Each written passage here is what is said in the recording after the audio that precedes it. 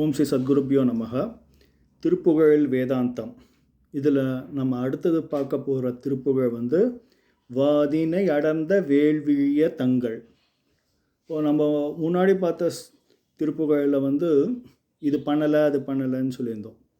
இப்போ இந்த இதுலேயும் அதே மாதிரி இதெல்லாம் செய்யலைன்னு சொல்லிட்டு அதுக்கப்புறம் அதில் இந்த யோக முறைகள், அந்த யோக முறையை பற்றி சொல்லுவாங்க. இப்போ இதை வச்சு அடுத்த திருப்புகழ் யோக முறையை ஆதாரமாக வச்சு வரும். இதுவும் ஒரு அந்தாதி மாதிரி. போன திருப்புகழில் பண்ணலைன்னு சொன்னாங்க, அதையே ஒரு முதல்தான் வச்சு இங்கே ஆரம்பித்து இதில் அந்த யோக முறையை பற்றி சொல்கிறாங்க. மூலாதாரத்துலேருந்து எப்படி அதெல்லான்ற அந்த விஷயத்தை ஆரம்பிக்கிறோம். ஒரு இன்ட்ரோ இங்கே வருது. அப்புறம் இதை ஒரு பேஸாக வச்சு அடுத்தது யோக முறையிலேயே மெயினாக ரொம்ப கான்சன்ட்ரேட் பண்ணி அடுத்த திருப்புகழ் நெக்ஸ்ட்டு பார்க்க போகிற திருப்புகழ்.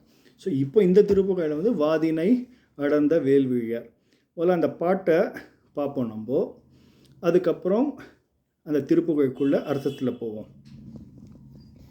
வாதினை அடர்ந்த வேள்விழியர் தங்கள் மாயமது ஒழிந்து தெளியேனே, மாமலர்கள் கொண்டு மாலைகள் புனைந்து மாப்பதம் அணிந்து பணியேனே, ஆதியோடு மந்தமாகிய நலங்கள் ஆறுமுகம் என்று தெரியேனே, ஆன தனி மந்திர ரூப நிலை கொண்ட ஆடு மயில் என்பதறியேனே, ஆடு மயில் என்பதறியேனே, ஆடு மயில் என்பதறியேனே, நாதமோடு விந்து வான உடல் கொண்டு நான் இளமலைந்து திரிவேனே, நாகம் அணிகின்ற நாத நிலை கண்டு நாடி அதில் நின்று தொழுகேனே, சோதியுணர்கின்ற வாழ்வு சிவம் என்ற சோகம் அது தந்து என ஆழ்வாய், சூரர் குலம் வென்று வாகையோடு சென்று சோலை மலை நின்ற பெருமாளே, சோலை மலை நின்ற பெருமாளே, சோலை மலை நின்ற பெருமாளே. ஸோ இந்த திருப்புகழில் இந்த முதல்ல எப்படிலாம் நான் வாழ்க்கையை வீணாக்கின்னு இருக்கேன் அப்படின்ற பற்றி ஃபஸ்ட்டு சொல்கிறாரு. அழகிய பெண்கள் அவங்களோட விழிகளில் மயங்கி காலத்தை தள்ளின்னு இருக்கேன். அப்புறம் நல்ல மாமலர்கள் கொண்டு மாலைகள் புனைந்து மாப்பதம் அணிந்து பணியேனே, நல்ல மலர்களால் ஆன மாலைகளை தொடுத்து உன்னுடைய பாதங்களை சூட்டி அந்த பணிவிடை செய்யவில்லை அப்படின்ற ரொம்ப இம்பார்ட்டண்ட் வேதாந்த இது இங்கே தான் வருது.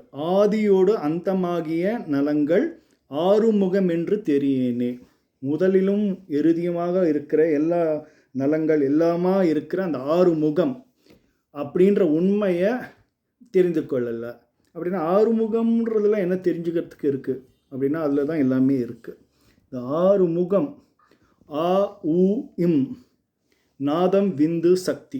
ஆ உ இம் இந்த பிரணவத்துக்குள்ளே தான் எல்லா உலகமே அடங்கி இருக்கு. நாதம் விந்து சக்தி இதில் தான் இயங்குது இந்த உலகமே. ஆ உ இம் நாதம் விந்து சக்தி, இந்த ஆறு தான் அந்த ஆறு முகம். இல்லாட்டி சிவனுடைய 5 முகம், சக்தியோட ஒரு முகம், இது கலந்தது தான் சிவசக்தியோட ஐக்கியம்தான் முருகன், அதுதான் 6 முகம். அப்புறம் ஆதிசக்தி, இச்சாசக்தி, கிரியாசக்தி, பராசக்தி, ஞானசக்தி, குட்டிலாசக்தி, இந்த 6 சக்திகள் கொண்டது தான் 6 முகம். ஐஸ்வர்யம், வீரியம், புகழ், திரு, ஞானம், வைராக்கியம், இந்த 6 கொண்டது தான் 6 முகம். அப்போ இந்த 6 முகம் என்னன்னு தெரிஞ்சாதான் நம்மளுக்கு கிளியராக புரியும் அப்படின்றது. அந்த 6 முகம் என்னன்னு தெரியாமல் என்ற உண்மையை தெரிந்து கொள்ளவில்லையே அப்படின்றார் அவர். ஓகேவா? ஸோ ஆதியோடு அந்தமாகிய நலங்கள் ஆறுமுகம் என்று தெரியேனே. இப்போ இந்த ஆணி தனி மந்திர ரூப நிலை கொண்டது ஆடு மயில் என்பது தெரியணும். அந்த ஓம்கார ரூபமாக தான், அந்த ஒப்பற்ற ஓம்கார ரூபமாக தான் இருக்குது அந்த மயில், இந்த ஆடுகின்ற மயில். அதை பற்றி நான் தெரிஞ்சுக்காமல் விட்டுட்டேனே. இப்போ நம்ம உடலை பற்றி சொல்கிறாரு. நாதமோடு விந்து வான உடல் கொண்டு நானிலம் அலைந்து திரிவேனே. இந்த நாதமும் விந்தமும் சேர்ந்தது தான் இந்த உடல். இந்த உடலை வச்சு இந்த உலகம் எல்லாத்தையும் வச்சு திரிஞ்சுட்டு இருக்கேன்ற வார்த்தைக்கு என்னென்னா செய்ய வேண்டிய விஷயங்களை செய்யாமல், நாட வேண்டிய விஷயங்களை நாடாமல், எதையோ நாடி அலைஞ்சுட்டு இருக்கேன் அப்படின்றத சொல்லலாம். இப்போது கோர் நான் சொன்னேன் இல்லையா, இந்த திருப்புகழுக்கும் அடுத்த திருப்புகழுக்கும் இதுதான் ஒரு பிரிட்ஜு. அது அந்தாதி மாதிரி. இதுதான் அந்தம் பகுதியில் வரும், எண்டில் வரும். இதுதான் அடுத்த திருப்புகழுடைய ஆரம்பம். அது என்ன தான் இந்த யோக சாஸ்திரத்தில் எப்படி அந்த ப்ராக்டிஸ் எப்படின்னு, இந்த குண்டலினி சக்தி அதை பற்றிலாம் இங்கே வருது.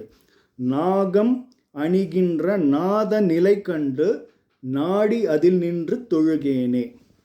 இந்த குண்டலினி ஓடுகின்றது, இந்த பிராணவாயு நம்ம 6வது நிலையை அடையிறது, அதாவது ஆக்ஞா சக்கரத்தை அடையிறது.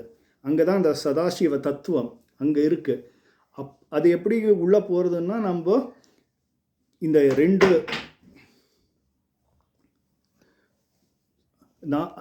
அதை அந்த பிராணவாயுவை ஏற்றி அந்த கடைசியில் அந்த குண்டலினி சக்தி ஏறும்போது 6வது நிலை அடைகிறது. அங்கே தான் அந்த ஒளி தரிசனம் கிடைக்கிறது. அந்த தரிசனத்தின் போது அந்த நிலையிலேயே நான் இருக்காமல் இருக்கிறேன் அப்படின்னு சொல்கிறார் அவர். ஸோ நாகம் அணிகின்ற நாத நிலை கண்டு நாடி அதில் நின்று தொழுகேனே.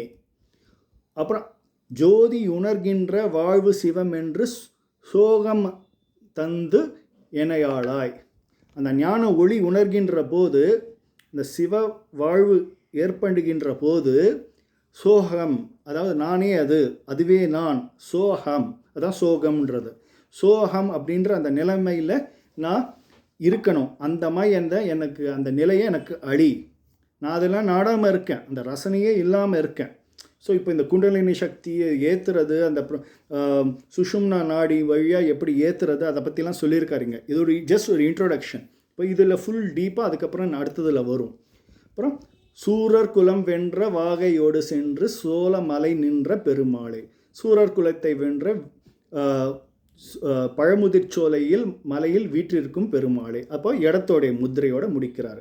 அதான் பேசிக்காக இப்போ அந்த இங்கே அந்த யோக சாஸ்திரம், யோக ப்ராக்டிஸ்க்கு, அதாவது மூலாதாரம், சுவாதிஷ்டானம், மணிப்பூரம், அநாதகதம், விசுத்தி, ஆக்ஞா, அப்புறம் பிந்து சக்கரம், அதில் தான் மெயின் இது. அதில் அது 1008 இதழ்களோடு இருக்கிறது அந்த நிலைமை. ஸோ அந்த நிலைமை வர வரைக்கும் நான் அந்த ருசி பார்த்து அதுலேயே நிற்காமல் இருக்கேனே அப்படின்ட்டு இங்கே ஒரு இண்டிகேஷன் கொடுத்துருக்காரு அந்த ஒரு ப்ராக்டிஸை பற்றி. அடுத்ததில் இதை மேஜராக வச்சு ஆரம்பிப்பாங்க. ஸோ இதுதான் இந்த திருப்புகழுடைய அர்த்தம்.